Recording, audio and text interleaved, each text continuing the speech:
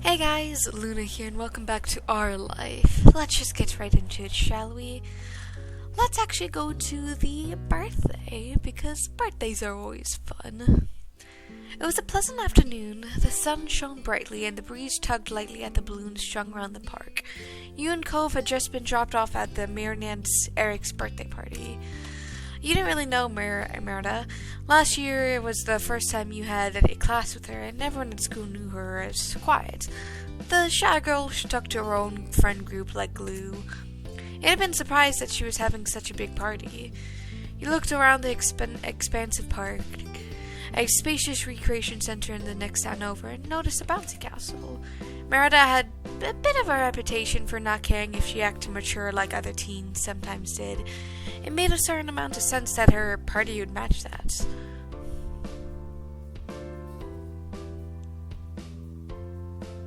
You thought Merida was sweet. You always got the vibe that she was nice, and inviting you to a party proved it.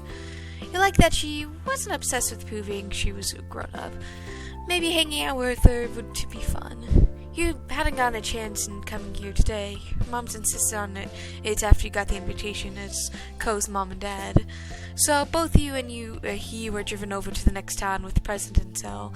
All the parents had been pretty firm about going to a birthday if you'd been invited.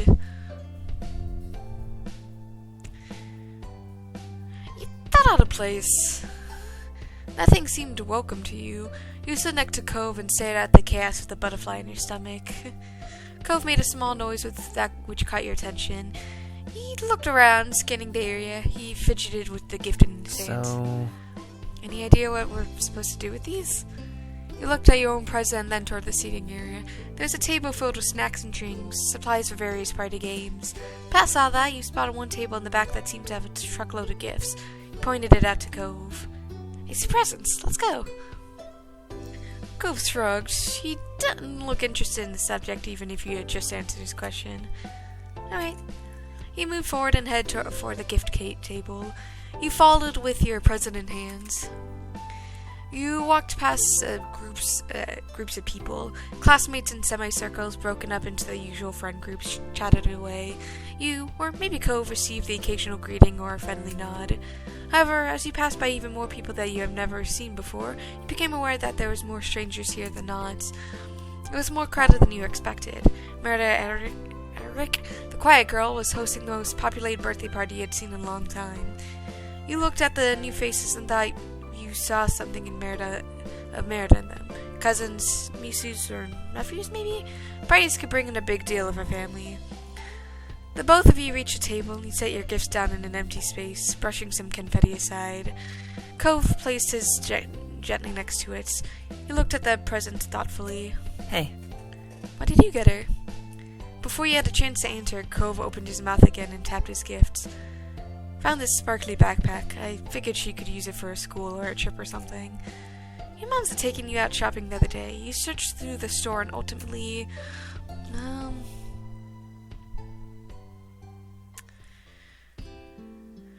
I would have said I would have got her candy, but, you chose a yarn craft kit that made a toy. The colorful picture on the box appealed to you. It showed off the different variations you could make with the kit, along with the bolded message of easy and 43 pieces included. Hopefully the kit was as cool as it looked. You described it to Cove briefly and he had no objections. Not bad. Not a bad idea. But I don't know much about gifts. You both let that sit between you. Eventually you nodded. Yeah, I get it. Without the reaction of needing to put stuff away, the two of you weren't sure what to do next. You felt a little awkward and Cove shrunk in on himself as he looked around. There were more guests heading to the present table, so you turned away and... Excuse me? So you turned away and wandered over to a nearby tree where you wouldn't be in the way. From there, you both inspected the area and planned the next step. You were glad that Cove had been invited too. At least you had his company in this unfamiliar place. You watched him and he gave a nervous grin. It reassured you a little and you smiled back. What next? Cove did not appreciate being put on the spot. He was just as unsure as you were. Birthday party stuff? It didn't seem to be the time for cake, and with people still arriving. Nothing else seemed to be organizing it either. He noticed that himself and tried again. You could find Merida? That was an idea. It made sense to greet the birthday girl. Okay, we could say hello. Wish her happy birthday. Ask her what she wants people to do. Sounds good. At that point, it was decided. The Merida hunt began. You wandered around, and any time you saw someone with Merida's hair color, you got a little closer. But more than once, it turned out not to actually be her. Hey, look! Finally, he pointed out over to the real Merida. She smiled slightly when you both approached, but ducked her head. She seemed a little overwhelmed with being the center of attention today. Hey, she looks adorable. Hi, Cove. Hi, Luna. Happy birthday. Happy birthday. Thanks. I'm really glad you could come. Aww, adorable. You all stood awkwardly. Merida did seem genuinely happy, but there was still a distance between you. So are people just supposed to stand around? Oh, well, you can talk to people if you want.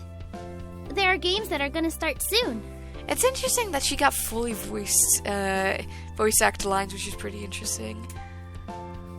Or mostly voice act lines. And the bounce house should be open later if you feel like jumping.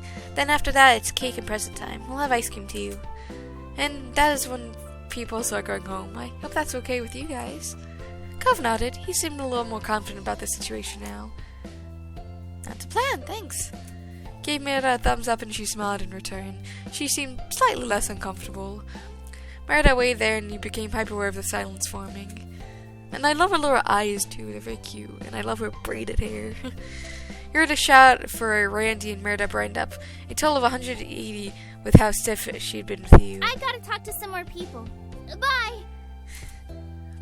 Her voice actor sounds familiar though, but... The birthday girl ran off to her friends, leaving you and Cove with at least a little more idea of what to expect. You both glanced at each other wordlessly. All that was left now was finding something to fill time until the activities began. Try to chat with people around. Cove kept at your sides as you socialized. There was a lot of introductions and small talk, but you weren't surprised. Ran into some classmates and ended up talking about a rumor that there would be a new art teacher in the fall.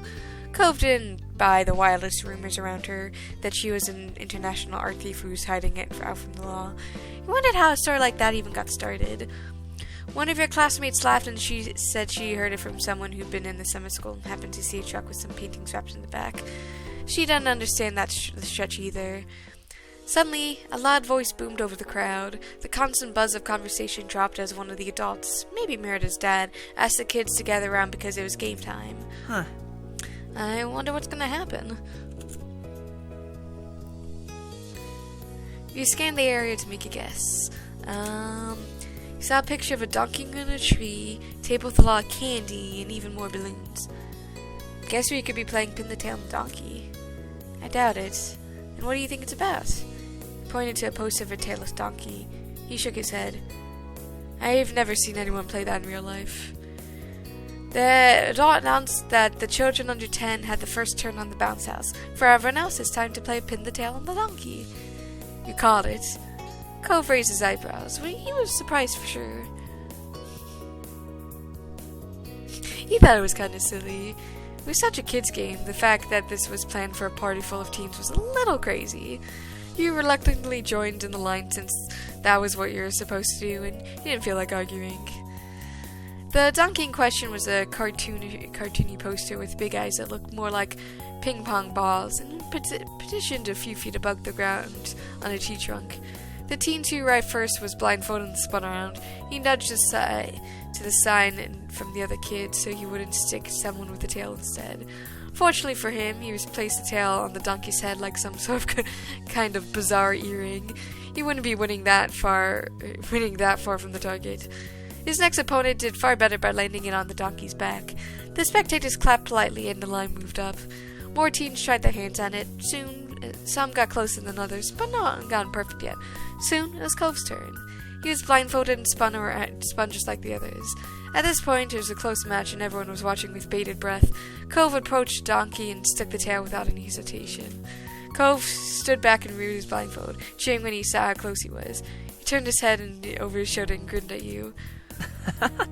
Your turn.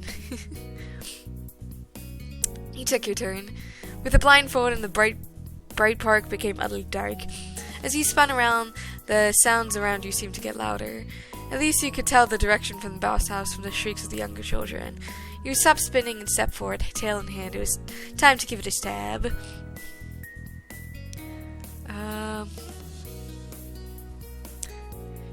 Placed it to the right. Press the tail into the target and step back. You took your blindfold off to check your results. There is some more clapping from the audience. The tail wasn't too far off. Behind you there was a particularly enthusiastic ooh, and a few people mentioned how close you got. You smiled and looked back at Cove. He seemed amused. His tail wasn't off by much either, and you couldn't tell which of you was winning. They were just too near by each other. A few more kids took their turns. One girl managed to somehow pin the tail on the opposite side of the tree. You're pretty sure it had to be on purpose. With the line empty, the game was finally over. The adults running things started to inspect the donkey. At this point, the sign was more tails than donkey. In the end, someone you didn't know announced it was as the winner. And you and Cove both exchanged a look, even as you clapped politely. Huh. He sighed and looked back to the board. We're so close, too. You were also disappointed.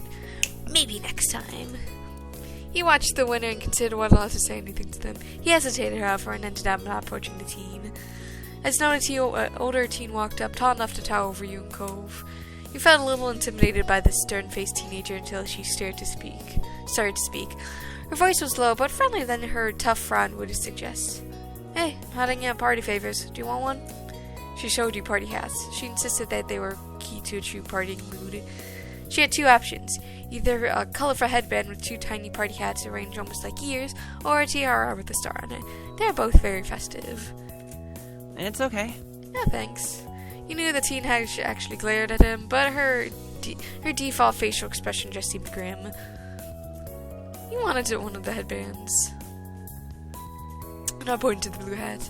The teenager handed you the hat with a surprising amount of gusto, given her expression never changed. She gave you a serious thumbs up for taking it. You can encourage Cove to pick one. You held up a pink headband and hat in one hand and the crown in the other. You tried to imagine what they would look like on Cove. You should really try one, it'd be great. Cove looked back at the hats and then at you. With a sigh, he grabbed a hold of one. The teen with the hats clapped as much as she could with all the hats in her hands. The unknown teenager nodding approvingly, and both of you went to pass out more hats to people. You put on the party hat on your head with a smile and it fit well. It was surprisingly comfortable. Looks good on you.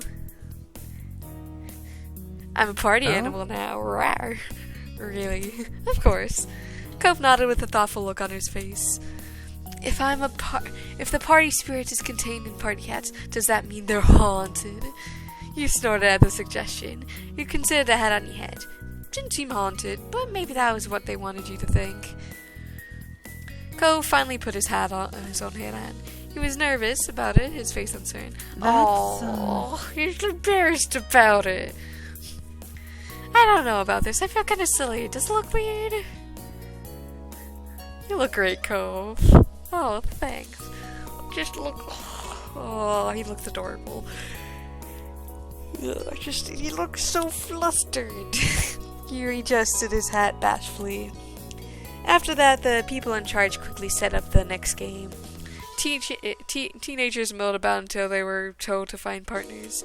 You tried to listen to the rules, straining your ears to listen to the adult announcing what we were supposed to do. It was a simple game. One person in a pair would throw candy while the other person had to catch it in their mouths.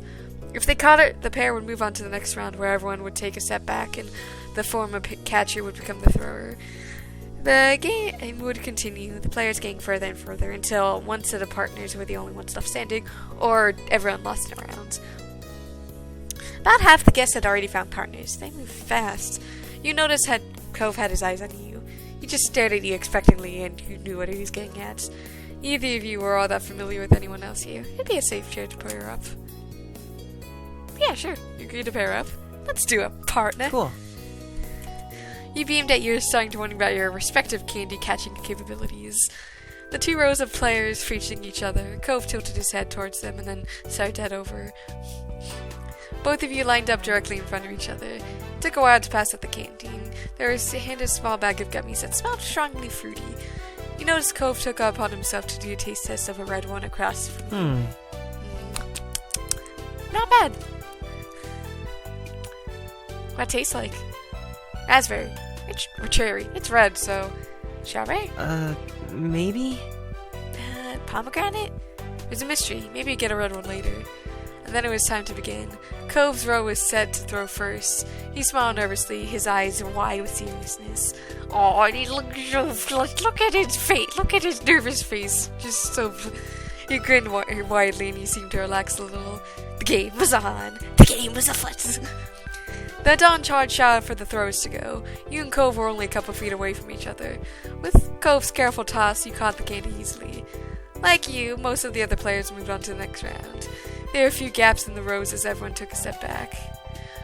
The round was harder with pairs further apart, but not overly so. It could be done if both partners tried. You did your best as you tossed it. Carefully plucked a gummy from the bag and felt it weight. You shifted in your hand a couple times for practice and then told Cove you were ready. You went for an underhand throw and carefully aimed it for Cove's mouth. The blue candy arched and landed perfectly in Cove's mouth. He chewed it twice and then smiled widely. You could tell that Cove was genuinely pleased to make it through another round. You were happy as well. The next round began and you took another step back. Cove was even further away now, but it made an okay sign. He was in this to win this. Around you, the once packed rows of players had thinned out some. You wondered how many rounds had everyone left in them. Cove swung his arm and made eye contact with you. You nodded and the green candy flew towards you.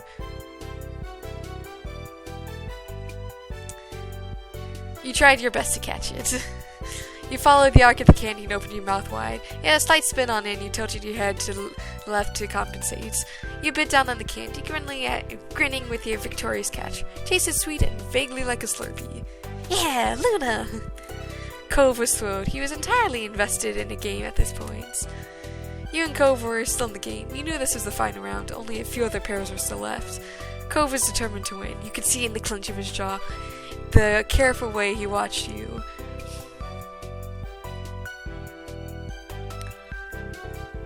You were charmed by his attitude. You liked having a partner that was so into the game. His determination sparked something in you. Admiration? An answering desire to win? You weren't sure. Cove gave you a firm and you pretended to throw. Your fingers grabbed an orange gummy from the bag. It felt solid in your weight, even if your hand was starting to get sticky from touching all the sugary sweets. Cove leaned his face toward you and bent his knees, ready to catch. The time came. You looked at the candy and then Cove. You tried your best. The candy threw like a missile straight toward him. Cove almost stumbled forward trying to get it right, but your aim was perfect. He got into his mouth. His wide grin spread across his face as Cove victoriously chomped down on the candy. Yeah! Along with a cheer, he jumped in excitement and pumped one arm. A beat passed, and then he realized just how loud he'd been. Cove turned red and brought one of his hands up to his face. We got it. Oh, we got it. You look to your left and then to your right. You see the few remaining pairs walking away, commiserating over their losses. With some shock, you realize that you and Cove were the only ones who made that round. You won! Watch the moment Cove clicked in the same realization. His face brightened like sunshine. He jogged over to close the distance between you. He stepped closer to me and halfway. Jumped into a hug. His eyes went big when he realized you're going for a hug. He smiled and caught you, hugging you back tightly. You want this together. He giddily stomped his feet in place in front of you as though he couldn't contain his energy. We did it! You adjusted the hat that nearly fallen off through other events. We demolished the competition! The game runner show over you merely gave you both the more candy on top of letting you keep the gummy bags. It's quite the collection. With the candy toss over and you were going to need something else to do, you didn't have to wait long. You heard someone in the crowd shout that the bounce house was officially open for the older kids. You and Cove shared a look. Cove smiled and you knew he wanted in. You both ran over to the bouncy castle and kicked your shoes off. You crawled into the inflated castle with Cove hot on your heels. There were a couple other teens inside already. You started to get a feel for bouncing. Cove hopped from the middle to the side and back. Just after you landed from a particularly high jump, someone else snuck in. It was the birthday girl herself. Hey, Miranda. Hi, birthday girl. Miranda looked happy. She waved both of her hands at you with a mega watt grin. I hope you're having fun. She hopped around with her hands in front of her like a kangaroo. It was a surprisingly effective way to clear the distance in the bounce house. She then jumped high, kicking both of her legs out to the side and touched the tip of her toes with her fingers. Wow! Miranda hadn't run out of tricks yet. She jumped a couple more times, gaining height, before doing a black flip and tucking into a ball. She managed to land on her feet, but didn't stick the landing. She tumbled back and fell on her butt. Cove clapped and Miranda inclined her head almost like a bow. She was back to jumping in no time. You're so good at this. She bounced close enough to the two of you to talk it without shouting across the way. Cove's bouncing slowed down to accommodate their conversation. My family gets these every year. And we have a trampoline in the backyard. That's really cool. Miranda giggled a bit and then her eyes sparkled. Hey, I can launch someone if you want. If I jump in front of you and then then your bounce will go higher. Okay, launch me. Sure. Miranda leaped it over to you, her excitement clear on her face. Cove watched you with interest. She explained more clearly how it was supposed to work. You got ready to bounce on your cue. 3, 2, 1. The moment she came down, you jumped high. The first of 4, just as she said, helped you launch up. The air rushed past your face, and then you were coming back down. You felt the bounce house your feet hit the bounce house hard enough to help Miranda launch Miranda up a little as well. She giggled some more, and the two of you took turns bouncing each other up. Cove clapped or offered suggestions, but it's becoming clear that he wanted to turn to you. Miranda invited him to join and tried to synchronize your bounces to launch Cove up super high. The first time resulted in everyone crashing down into a pile of laughs. By the 5th attempt, Cove managed to catch some serious airtime. Woo! You all had fun bouncing around. You twirled. Miranda did stunts. Cove fruitfully tried to touch the highest tip in the castle ceiling. You and Cove chatted to Miranda's more than you ever had at school. She truly was the queen of this bouncy castle. Whether someone did something cool, everyone would cheer. If you fell, the others would help you up. Eventually, more people wanted to take turns in the bouncy house, so you and Cove left. As you slipped on your shoes on, you saw Miranda get drawn into conversation with a group of adults. She'll be talking to them for a while. You and Cove decided to take a break and hydrate. You went to the party table and grabbed some ice water.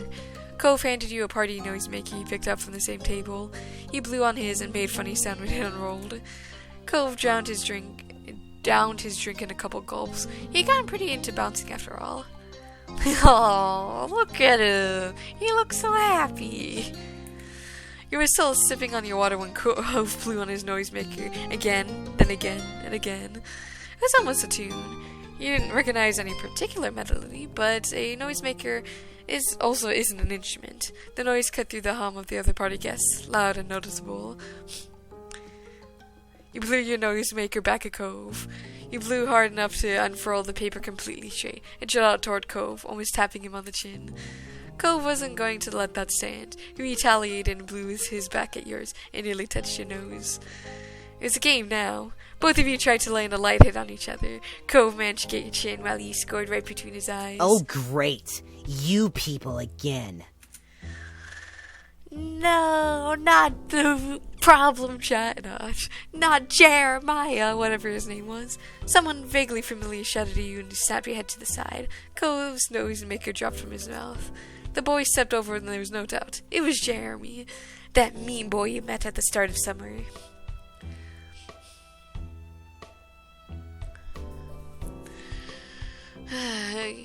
You tried to ignore Jeremy being there. Maybe he wandered off if you didn't interact. Why are you here? Cove's tone was defensive. You watched Jeremy's face turn slack as if Cove's question was idiocy above all idiocies. Didn't I already explain this? He hadn't, so both of you and Cove exchanged a look. Do you have memory loss, or are you really that stupid? Seriously. I didn't walk here. I don't walk here. My parents brought me. Apparently I couldn't just stay inside like I wanted. No, they insisted I go out and enjoy the day and have fun on vacation. Blah, blah, blah, blah, blah. He said enjoy the day and have fun on vacation like some people would, say scrub the entire bathroom or listen to an off-key singer for 10 hours. They found a park because I hate the beach. Too bad I also hate parks. It gets so dirty here, they don't know anything. Oh, and then they saw this stupid party and decided to bother some adults by asking what was going on. They think maybe we'd be included. It's moronic. Get it now? That's how my parents are. Annoying and embarrassing. Why would anyone want strangers at their birthday? Why can't they ever just leave things alone? He huffed loudly. His eyes shot daggers at some grown-ups that were, presumably, his parents.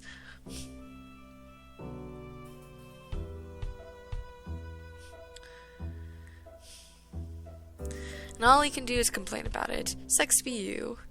Shut up. Jeremy's eyes slipped away from you to take in the rest of the park for a bit. It was a bit awkward. It was possible he didn't know what to do, but then he spoke again. So dumb. How can people really go around in those embarrassing party hats? Do they think it's fun or something? How can a human being be so dumb? It's just so nice to do party stuff. Jeremy scoffed, unimpressed. The expression on his face was nasty as he spoke. I'm not surprised an empty-headed person like you would think that.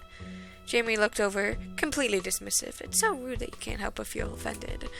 Cove's face hardened. He seemed more offended than anyone when anyone actually insulted him personally. Hey!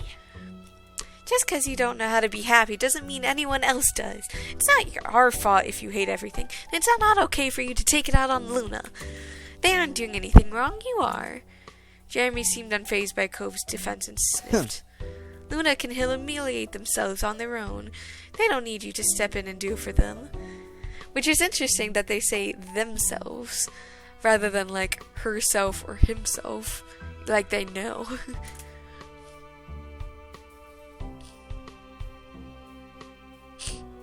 Drowned out his words with a noisemaker. You're both, dude. You're, dude. It didn't take long for him to piece together that you were going to let him speak without interruption. Stupid. He shut his mouth, though, and finally stopped talking.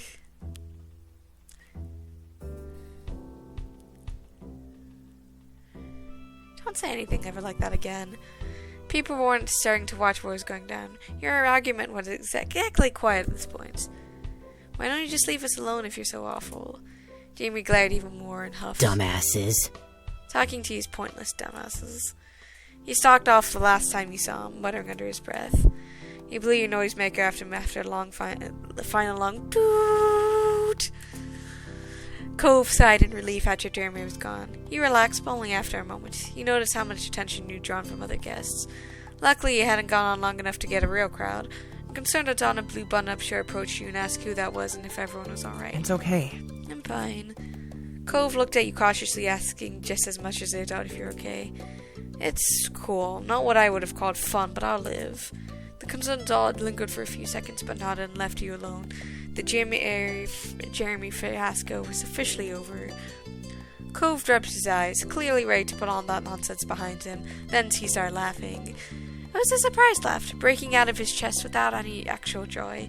It was nervous and disbelieving in all the complex emotions brought on about by one meeting with Jeremy. Can't believe it. He spoke in fits and starts. The look on his face after you started with it was hilarious. How can Jeremy be like that? He shouted at us, he barely knows that with us, and it was a birthday party for someone he's never even met.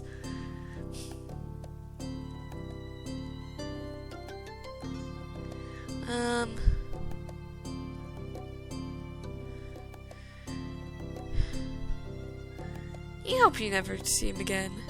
I just don't want to see him again. Cove seemed to think about his next words carefully before he spoke. It doesn't matter what we do around him. Jeremy's just gonna yell no matter what. We shouldn't worry about it. Do you want to tell your moms about Jeremy, I mean? He always picks a fight. Maybe they don't know how to handle someone like him. Thanks for asking. Decide to bring it up with your moms later. I'll let them know everything. Alright. Okay. He apologized to Cove for making him wear party hats. I'm sorry, Cove. It's my fault you were wearing that hat in the first place. Cove shook his head. If anything, he seemed surprised at your apology. Don't worry about it. I don't mind that you did. It's been fun. The holiday's been fun. Except for Jeremy. And he's gone now. He reached up and flicked his hat with pride and gave you a small grin. Made you happy. finally bent over to pick up the noisemaker that Cove had dropped when Jeremy appeared. It might be too dirty to use now, but he didn't want to leave it there. He accepted it softly, and you offered the little favor back to him. Thanks, Luna. I like how we can be there for each other. It makes me feel better about that kind of stuff when it happens. Yeah. Cove suggested that you should find a seat on one of the tables. It was almost cake time, and you wanted to be prepared. It was a good reminder that the party wasn't over yet. Cake. I think that table works. It's close to the refreshments, at least. You and Cove tried to settle down after the last event. You took seats across from one another at the park tables. There were a few attempts to chat, but for the most part you simply watched your adults run around to check and set up the cake cutting. There was a minor panic when you assumed Merida's dad apparently forgot the lighter for the candles. He and another man went through and started asking other adults for matches or lighters. They weren't having any luck until the grim-faced teenager who had been passing out the party hats put a green lighter out of the ice cream cooler. Why the lighter was put in the cooler remained a mystery, but the party hat girls find it was time to get things going again. Merida sat at the head of the longest table. A large chocolate cake was set in front of her. She lit all 14 candles with the cooler lighter with a big smile.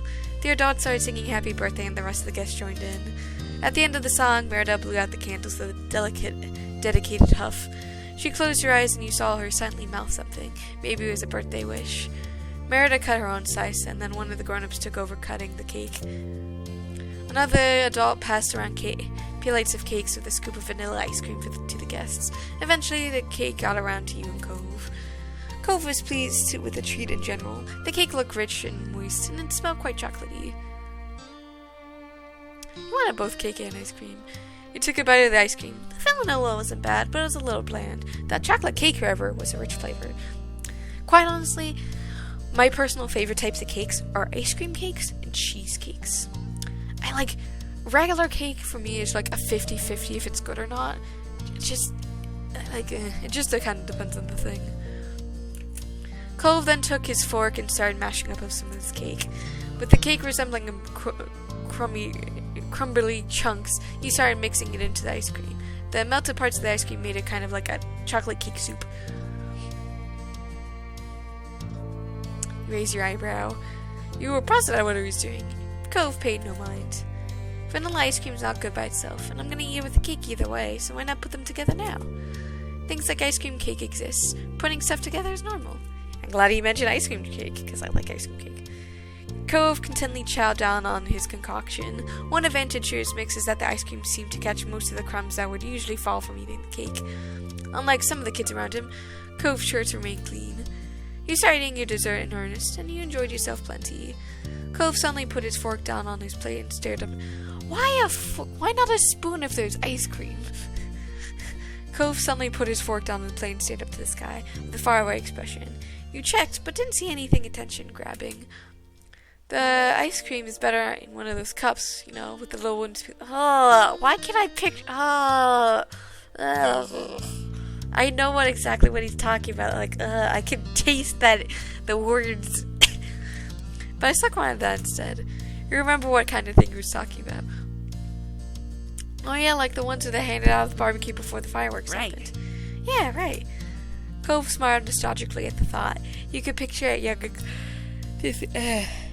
I'm just tasting the wood of the spoon. It's just, I love the ice cream.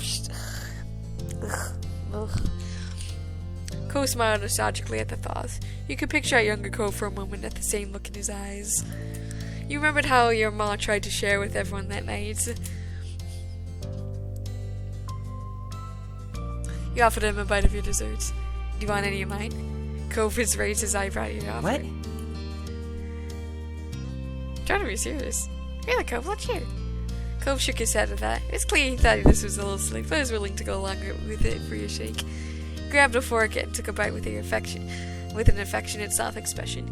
He couldn't believe you were like this. You smiled. Thanks, Cove. Merida then started to open her gifts. She systematically attacked the mountain of presents like a pro. She checked friendly cards and read them aloud before opening her gift. She smiled at every present, including the one you and Cove got her. You're glad the presents were accepted. It took time, but eventually Merida got through all the gifts. She was pretty sweet and polite throughout it all. The party went until the sun began to set. By that point, most of everything had settled down and people began to leave. Any of the guests whose parents had stayed for the party were already gone, except for Merida's family. Only a few kids were still waiting for their parents to come and get them remained, you and Cove included. Merida's family were cleaning up, and as a guest, neither you nor Cove were supposed to help with that. Instead, you both decided to take it easy in the bouncy castle. It was somewhere out of the way where you could casually wait for your ride. Merida had also elected to hang out with you. You weren't even bouncing anymore. Cove laid on his side with his back to a wall, and Merida sat across from him and her legs stretched out. You also made yourself comfortable. It was nice and warm in the little building. It also felt like you had some privacy, which was nice. You could all speak openly here. Thanks for coming. She looked down but continued shyly. It's been really cool to get to hang out with you all for a little bit. Thanks for letting me come. I didn't think I'd be invited. Yeah, I wasn't expecting it either. Marta just smiled a little bit more. Did you notice anything happening earlier with some people you didn't know showing up? She had to think about the question a little. It's apparent she didn't had an encounter with Jeremy since there was no instant recognition. I heard about something. Some other parents were talking to my parents when their kid came and forced them to leave the park. She tilted her head to the side, finding it weird, but it was not important. Then everyone had cake and ice cream. Cove smiled uncomfortably. That's good. He was clearly worried that Jeremy's confrontation could have gone to her. Luckily, it didn't seem anyone would have ever heard her pass along Jeremy's cruel words. Cove rolled on his back and sighed contentedly. Merida seemed confused, but wasn't going to push. Got up and started bouncing again. You clambered to your feet and hopped in place. She doesn't need to know about the Jeremy situation. Miranda lit up and followed your lead. You both started leaping around trying tricks. Cove sighed and attempted to stay down, but you could see him moving, floor jostling him. He wasn't going to get any rest down there. Cove, could we launch you? We're almost bouncing you from over there. I want to see what would happen if we actually tried it on purpose. Cove agreed and rolled to the center of the bounce house. You and Miranda took your place on either side of him and started bouncing. It was hard to synchronize your jumps exactly. Once you got your timing down, you were able to launch Cove with a few feet in the air, and remained cross-legged position. All three of you giggled. Eventually, Cove decided to get up for real and joined the act of jumping. You played around together until it was time to go home. At the end of the day, you thought it had been quite the party. Well, that was certainly an interesting party. And with that, I hope you guys have a good day, night, week, month of your lives, and may the stars forever guide your path wherever they might lead you into the future. Bye-bye, everybody, and hope to see you again soon.